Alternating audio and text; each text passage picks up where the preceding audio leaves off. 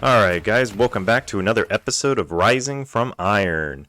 I decided to mix it up this time and play a different champion. We're going to play Yorick. So right at the start, I think this is going to be an invade.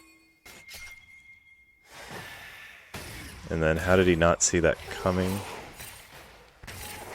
So yeah, this is going to be a pretty interesting game to start. I don't know if this was worth it, but I decided to throw a ward just to see when and if Hecarim comes over here, but that's interesting. He started over here, and then he did start blue buff. We're playing against a Kled.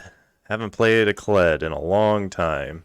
So Yorick, from what I know, is a champion kind of weak at the beginning, and his strength comes more from his minions. Now, at least with Kled, I know to wait for him to throw his Q out, and if he misses, that gives me time to go up and get some CS. Like that, he misses. So now I'm like, okay, his damaging ability is down, so now I can just safely farm. And not too much happens, but it's a pretty intense matchup, I will say.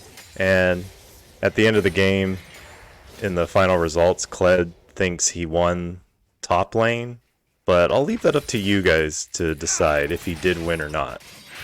So here we have a pretty good trade. I know not to go for extended trades. He's got Conqueror. So I just know if I can just land my grasp and then just kite him away, that's kind of my best strategy.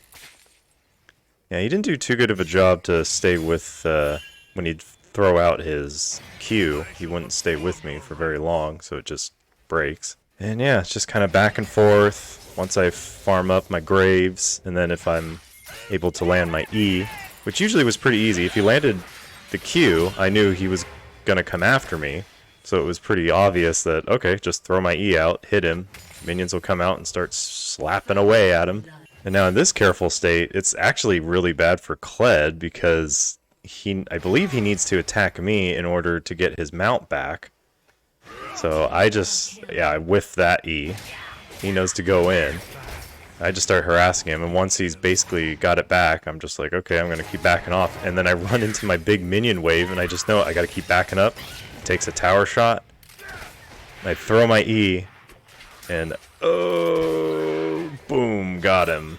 And I just barely survive, and this is a terrible, terrible wave for him that's going to freeze here. But I'm able to teleport back, and meanwhile, Twitch and Hecarim are fighting. Yeah, we have a Twitch jungler.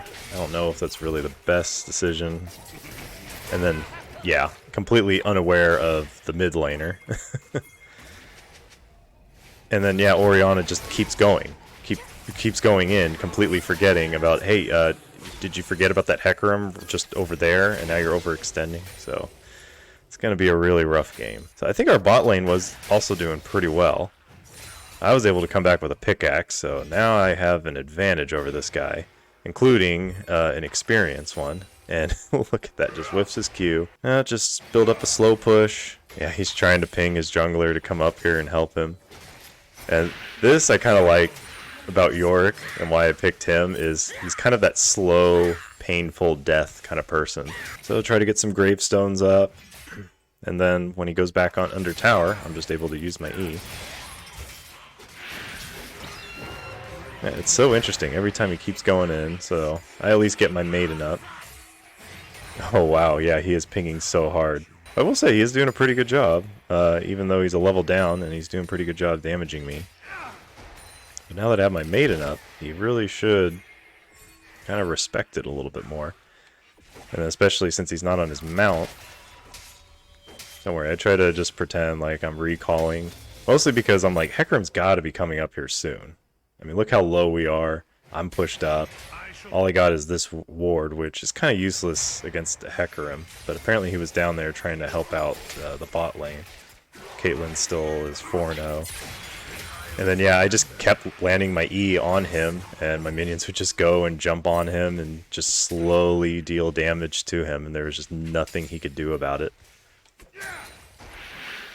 Boom, again, landed on him. Start dealing more damage to him. I thought I was going to lose my maiden here, but nope. And then he knew he needed to recall. I see it. Throw my E out, just barely hit him. deal a little bit of damage, and almost get him. He gets my maiden, but he's so close. Got about 100 health left. I still see him. I'm like, okay, gonna throw it out again. Minions jump on him. Boom, get him. And this is where I'm like, you know what? I like York. I like this kind of game style. It's just all about keep pushing the wave to the tower, and then if your opponent overstays, you just keep throwing your E at him, and it'll definitely hit him. But here's where I get too greedy. I'm like, okay, I'll get these 2 plates, and then I'll start recalling, and then Ori now starts pinging, hey, I think my lane is going up there. I thought, oh, well, I'm level 8, she's level 7. Nope, she deals a lot of damage, and I blew my flash. And my TP's down now, so now his wave is now pushing. So, yep, learned a valuable lesson when it comes to plates. Don't be too greedy, just take a plate and then take a recall. And also be more aware if you see the mid laner starting to head up there. Let's see what's going on over here. Yep. It seemed like it was an okay game. I got my hull breaker. When I heard most York players get that because they're all about pushing, and this item allows it. Gives you extra armor and magic resist and increased damage to towers, some health regen. I mean, overall just a really good item for York. They definitely had, their best player was definitely the Hecarim. He knew what he was doing this game. And then, oh, looks like Kog'Maw rage quit. He's getting so mad at the bot lane. And then I had no idea where they were, and oh yeah, look at that. Perfect. Because, I mean, I heard he took Rift Herald, so I backed off. And then I figured at this point, I'm like, well, there's probably no way he's here. So I figured I'd at least try and grab another plate. I probably should have just kept going for it, and then I was like, yeah, I can definitely take him on, but then once Hecarim shows up, I mean, they just blow everything they have on me. So I was definitely certain, like, yeah, York is a really good champion if that's what it takes to take me down by blowing everything they have. And then they push top lane really hard. And then meanwhile, Caitlyn's trying her best, even with her 7-0 lead. And now it's a 4v5 against them. Ori's not doing well. Quiana, I have no idea how to say her name. Quiana? Let's go with that, Quiana. So, since I've been pushed all the way back here and my inner tower is almost destroyed, well, the only thing you can do is just farm up as best you can and then push it back out. Yeah, I wasn't too worried about the game as long as Caitlyn just plays it safe, doesn't die. This is definitely a terrible play that she's currently making. She's got no mana. And she's about to fight an assassin.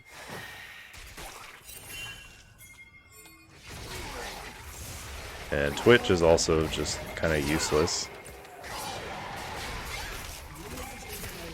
I mean, looking at it, it's pretty much we have no front line. We have no tank. So, I mean, looking at this, Shen would have definitely been a great pick. Definitely would have been able to counter Hecarim hard when he tries to go hard in, and then I just E Hecarim to keep him off of my important teammates. Definitely a bad team comp against them is, I think, the lesson here. But I had so much fun with York. Top lane was just my own lane. And again, I ask you guys the question, do you think Kled won top lane? I mean, for sure, Hecarim, at that one key moment, came at the right time and just pushed the lane hard. So I guess he's considering that because they got top tower first, he considered that a win, even though I've got double his CS. Yeah, interesting. So I do wonder if the lesson here was I should have just kept picking a lane and just kept pushing it and just taking objectives. And if they all came to get me, then I mean, there was no escape, but just kept going for objectives, and then just wait for them to, like, do Baron or something, and then just teleport behind them, and then just push and try to take down their towers. Like, just do a base race, basically. Oh yeah, Twitch was mad that I was taking his jungle camps when I thought he was pushing mid with Ori, but yeah, he was like confused. Wait, why are you taking my camps? And then yeah, just going right back to just pushing the lane. I wasn't too concerned about it, but Twitch, of course, wants to go after Kled. And I'm like, okay, fine. Even though I shouldn't, because Hulkbreaker, when there's allies around, I lose my armor and magic resist. Yeah, it's just kind of sad for the team to not realize, even though I'm sure they just had hard engage. They can just go and jump in on anybody on our team. And we just had no disengage. It seemed like most... Oh my god, what was this Kled doing? Yeah, when I saw that, I'm like, oh man, I could just push this all the way. And then meanwhile they had 3 people bot, so no one's stopping me. And look at that, they're pinging just like, wait, what's going on here? Why are we letting him do this? So yeah, after playing this game, I definitely want to play more of Yorick, so I think in the next few weeks you're going to be seeing more Yorick. And we'll see what happens. If I keep doing really well with him and hopefully maybe get some wins. So I saw, okay, there's 3 of them, and then yeah, Hecarim it just seemed like all he needed to do was just ult, and that was it. Probably what I should have done is just retreated away. Instead, I retreated to my allies. So now the enemy just goes, oh, okay, we dealt with Yorick, and here we are in mid lane. Now we can just go after them. Another lesson is try to play more objectives as well. Once, as Yorick, pushing a lane into their pressure zone, if Rift Herald is up, I should look to see if I can do it. It was definitely just a really tough matchup, and mid lane got fed, and their jungler was fed. But they just have hard engage, and we have no disengage. So that's why it was still easy for a 4v5 for them. And also, just Twitch doing stupid things, being way too far up. And you can clearly see level 12, and Pyke is only level 6 still. So it also just seems like none of them are, you know, staying in lane and trying to farm up. Kled was still a pretty tough matchup, even though I was 2 levels above him and he would go in on me, and then as you can see, I was still just out damaging him, and I'm just like, I'm not afraid of you, man. I mean, if you want to fight, let's go. Let's fight. Which then, of course, leads them here to me, since I'm putting pressure. This is where I'm just unsure of. Do I just keep going? I keep pushing, which I probably should have done. I didn't expect Morgana to be there. And it's definitely where I should have realized grouping, especially, is not the smartest thing. When Hullbreaker is going to be useless, well, not completely useless, but I'm going to lose the armor and magic resist in team fights.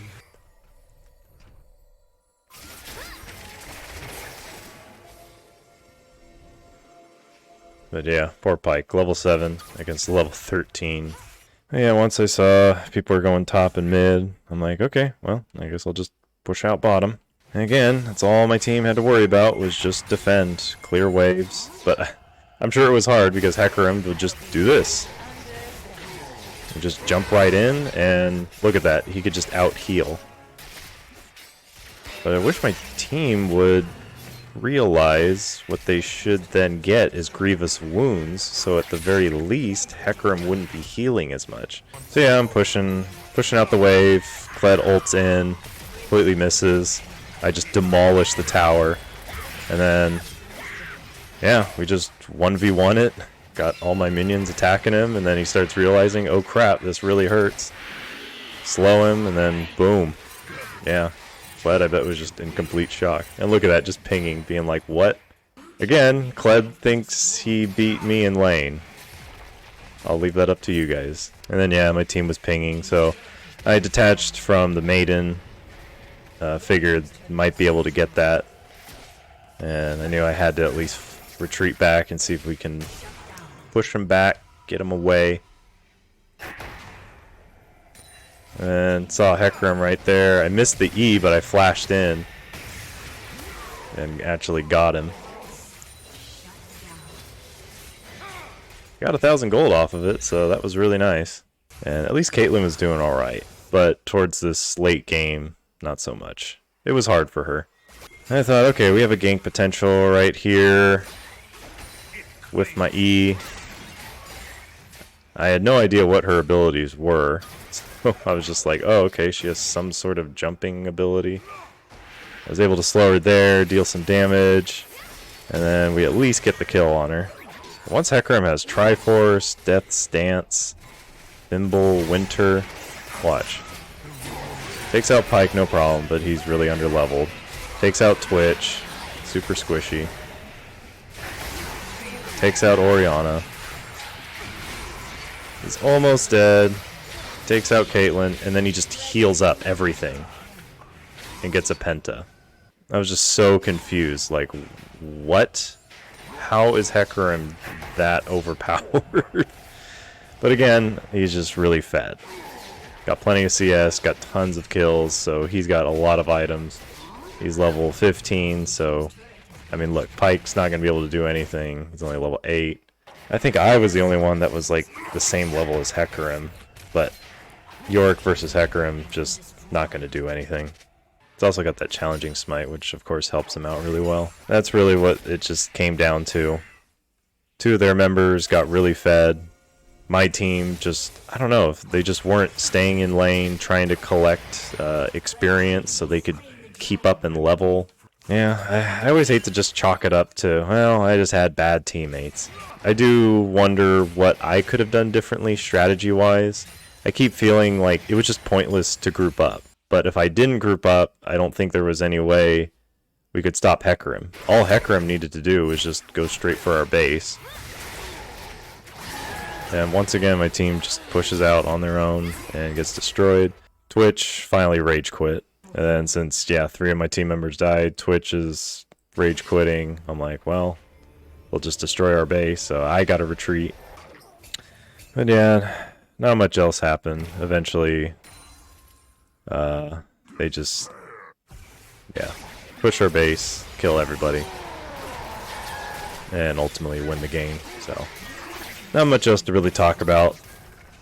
Hecarim's overpowered.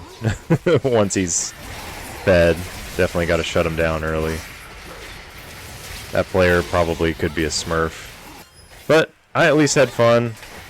Yorick, hey, I mean, look at it. I had the most CS at the end. But then again, I kept trying to split push as much as I can, so I was able to get a lot of CS. Hopefully get better teammates and a better team comp, I guess is all I can really ask for.